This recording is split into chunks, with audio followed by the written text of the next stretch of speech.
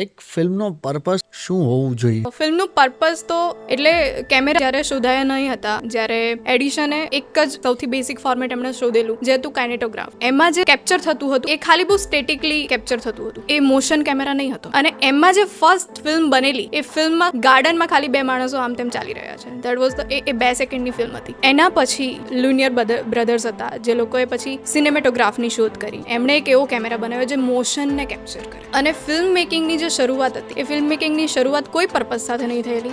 એનું ખાલી ને ખાલી એક પર્પસ એવું હતું, લાઈવ મોમેન્ટ્સને કેપ્ચર કરવી છે, ફ્રીઝ ધ ટાઈમ. આ એનો પર્પસ હતો. એના પછી ઘણા બધા એવા ક્રિએટિવ લોકો જોડાયા. એક મ્યુઝિશિયન જોડાયો, જ્યોર્જ એનું નામ હતું. અને પછી એમને એવું લાગ્યું કે યાર આમાં કેટલું બધું થઈ શકે, કેમ કે જે સ્ટેજ ઉપર થતું હતું એ બહુ લિમિટેશન સાથે થતું હોય. અને એને એવું થયું કે ફિલ્મમાં હું ઘણું બધું કરી શકીશ જે હું કદાચ લાઈવ ઓડિયન્સને નથી દેખાડી શકતો, એ હું ફિલ્મમાં દેખાડી શકીશ. સો એણે ફર્સ્ટ ફિલ્મ બનાવેલી the trip to the moon. અને એ ફિલ્મ ગ્રાફિક્સનું સૌથી બેસિક વર્ઝન કહી શકાય. પર્પઝ એનું એવું હતું કે મારે એન્ટરટેઇન કરવા છે.